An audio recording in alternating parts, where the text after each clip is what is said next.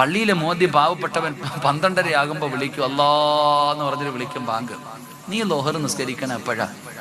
നീ ചോറും വെച്ച് മീനും വെട്ടി പച്ചക്കറി അരിഞ്ഞ് കറിയും വെച്ച് സാമ്പാറും വെച്ച് അവിയലും വെച്ച് എല്ലാം കഴിഞ്ഞ് കുളിച്ചൊരുങ്ങി തിന്നിട്ട് ഒരു ഒളുവിൽ 2 ഫറദാ നിനക്ക്. നീ 3:30 ഒരു നിസ്കാരമുണ്ട്. അത് ഏത് മദ്ഹബാന്ന് എനിക്ക് ഇപ്പോഴും മനസ്സിലായിട്ടില്ല. അള്ളാഹു ഈമാൻ തരുമാറാകട്ടെ. ഇന്ന സലാത്ത കാനത്ത് അലൽ മുഅ്മിനീന കിതാബം മൗഖൂത്ത. പിന്നെ എന്തിനാ അള്ളാഹ് സമയം ഉണ്ടാക്കി വെച്ചിരിക്കണേ? നിനക്ക് 3:30 നിസ്കരിക്കാനായിരുന്നെങ്കിൽ എന്തിനാടി 12:30 ബാങ്ക് വിളിക്കണേ? 3:30 വിളിച്ചാൽ പോരായിരുന്നോ? നിസ്കരിക്കാറുണ്ടോ? 5 വഖത്ത് കൃത്യമായി നിസ്കരിക്കണം. എത്ര പേരാ ഉള്ളേ? നമുക്ക് തോന്നുമ്പോൾ വല്ലപ്പോഴും പോയിട്ട് അങ്ങോട്ടും ഇങ്ങോട്ടും കയറി നിസ്കരിക്കാൻ തന്നെ പോട്ടെ. നിങ്ങളൊക്കെ നിസ്കരിക്കുന്നവരാ. മക്കള് നിസ്കരിക്കാറുണ്ടോ? മക്കള് നിസ്കരിക്കാറുണ്ടോ? ഈ വലിയ കുത്തുബുൽ അഖ്താബും വലിയ മഹാനുവാ, നിന്റെ മക്കള് നിസ്കരിക്കാറുണ്ടോ? 7 വയസ്സുള്ളവനോട് നിസ്കരിക്കാൻ കൽപ്പിക്കണം. 10 വയസ്സായിട്ട് നിസ്കരിക്കാത്തവൻ എന്ത് ചെയ്യണോടാ? പേടിയുണ്ട്, പറയടാ. എന്ത് ചെയ്യണോടാ? എന്ത് ചെയ്യണം? 10 വയസ്സായിട്ട് നിസ്കരിക്കാത്തവനെ തല്ലണം. ഇങ്ങനെയല്ലേ പഠിച്ചേ? നിസ്കരിക്കാത്തതിന്റെ പേര് മക്കളെ തെല്ലിയ ഏതെങ്കിലും ഒരു വാപ്പ ഉണ്ടെങ്കിൽ കൈപൊക്കിക്കേ. ഒന്ന് കണ്ടിട്ട് മരിക്കാനുള്ള കൊതിയുണ്ടാ? ഏതെങ്കിലും ഒരു താത്ത നിസ്കരിക്കാത്തതിന്റെ പേര് മോളെ തല്ലിയ ഒരു ഉമ്മ ഉണ്ടെങ്കിൽ കൈപൊക്കിക്കേ.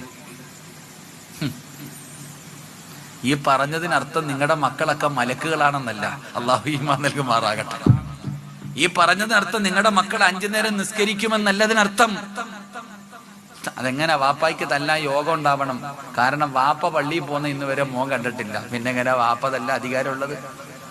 എടാ, വാപ്പ പള്ളിയിൽ പോയാലല്ലേ മോൻ പോകത്തുള്ളൂ. പണ്ട് വാപ്പ പള്ളിയിൽ പോകുന്നത് കണ്ടാ മക്കള് വളരുന്നത്. എന്നാ അതും ഇല്ല. വാപ്പ തന്നെ കയറാറില്ല പള്ളിയിൽ. പിന്നെ അള്ളാഹു ഈമാൻ നൽകുമാറാകട്ടെ. സ്കൂളിൽ പോടാ തല്ല്, ട്യൂഷൻ പോടാ തല്ല്, എല്ലാത്തിനും തല്ല്. പള്ളിയിൽ പോകും നിസ്കരിക്കുക, അതൊന്നും വിഷയമല്ല. എന്റെ പ്രിയപ്പെട്ടവര്, നമുക്ക് കളിയും തമാശയാ, നമുക്കൊക്കെ നിസ്സാരമായില്ല. എന്നിട്ടിങ്ങനെ പടച്ചോനെ ഉസ്താദെ, ബുദ്ധിമുട്ടാ ഉസ്താദെ, ദാരിദ്ര്യ ഉസ്താദെ, പ്രയാസവ ഉസ്താദെ, കച്ചവടയല്ല ഉസ്താദെ, എങ്ങനെ വരാനാടാ? ലയിൻ ശക്കർത്തും ലഅസീദന്നക്കും വലയിൻ കഫർത്തും ഇന്ന അദാബി ലശദീദ്. നീ അള്ളാനെ ഓർത്താലല്ലേ അള്ളാഹ് നിനക്ക് വല്ലതും തനു.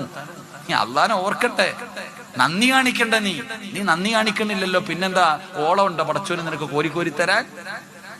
അള്ളാഹു പറയുകയാ, 5 നേരം നീ നിസ്കരിക്ക്, നിനക്ക് ഞാൻ തരാം ഭക്ഷണം. നീ തെണ്ടാനും പിടിച്ചു പറിക്കാനും ഒന്നും പോകണ്ട.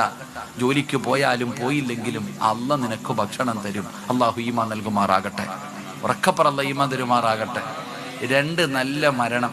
അതാ ചിലരൊക്കെ നീ ചോദിച്ചല്ലോ, ചിലരെയൊക്കെ വെള്ളിയാഴ്ച പള്ളി കൊണ്ടുവന്ന് മയ്യത്ത് വെച്ചപ്പോ നീ ചിന്തിക്കും, അല്ല ഇവൻ രാഷ്ട്രീയക്കാരനല്ല, ഇവിടത്തെ ഏറ്റവും വലിയ സമ്പന്നനല്ല.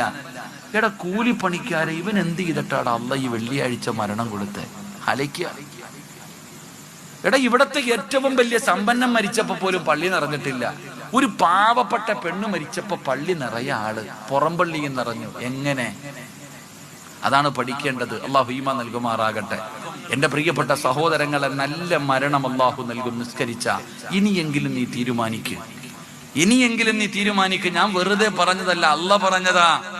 എന്റെ പ്രിയപ്പെട്ട ചെറുപ്പക്കാരോട് നിസ്കരിക്കാമല്ലാത്ത മടിയാണ്. വെള്ളിയാഴ്ച ദിവസം പോലും പള്ളിയിൽ നിന്ന് ഇമാം മിഹ്റാബിൽ നിന്ന് മിമ്പറിൽ നിന്ന് ഇറങ്ങുമ്പോ രണ്ടാമത്തെ ഖുതുബ തീരാറാകുമ്പോ ഇന്നല്ലാഹു യഅ്മുറു ബിൽ-അദ്ലി വൽ-ഇഹ്സാനി വഇതാഇ ദിൽ ഖുർബാ വയൻഹാ അനിൽ ഫശാഇ വൽ മുൻകർ എന്ന് രണ്ടാമത്തെ ഖുതുബയുടെ അവസാനം പറയുമ്പോ പള്ളിക്കകത്തേക്ക് ചാടിക്കേറുന്ന എന്റെ പ്രിയപ്പെട്ട ചെറുപ്പക്കാരാ,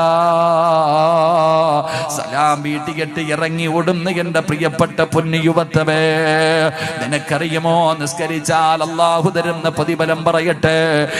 1400 വർഷങ്ങൾക്ക് മുമ്പ് നിന്നെ പോലെ യുവത്വത്തിന്റെ നടുവിലൂടെ നടന്നുപോയ ഒരു ചെറുപ്പക്കാരനുണ്ടായിരുന്നു. മഹാനായ ഹുബൈബ് ഇബ്നു അദി റളിയല്ലാഹു തആല അൻഹു. ഹുബൈബ് ചെറുപ്പക്കാരനാണ്, യുവാവാണ്, പെണ്ണ് കെട്ടിയിട്ട് പോലുമില്ല. ആ ചെറുപ്പക്കാരനായ ഹുബൈബ് മുസ്ലിമായിട്ട് നടക്കുമ്പോ പടച്ചവനെ ശത്രുക്കൾ ഹുബൈബിനെ പിടിക്കുകയാ, ശത്രുക്കൾ ഹുബൈബിനെ പിടിക്കുകയാ. അവിടെ നിന്ന് പിടിച്ചു കെട്ടിയിട്ട് ഹുബൈബ് റളിയല്ലാഹു തആല അൻഹുവിനെ കൊണ്ടുവരികയാണ്. അവസാന ഹുബൈബ് ഹുബൈബിനോട് ചോദിച്ചു, ഹുബൈബേ, പഴയ മതത്തിലേക്ക് നീ തിരിച്ചു വരുമോ ഹുബൈബേ? ഇല്ലെങ്കിൽ നിന്നെ ഞങ്ങൾ കൊന്നുകളയുമടാ, നിന്നെ ഞങ്ങൾ കൊന്നുകളയുമടാ. ഹുബൈബ് റളിയല്ലാഹു തആല അൻഹു പറഞ്ഞു, എന്നെ കൊന്നാലും ഞാൻ തിരിച്ചു വരൂല.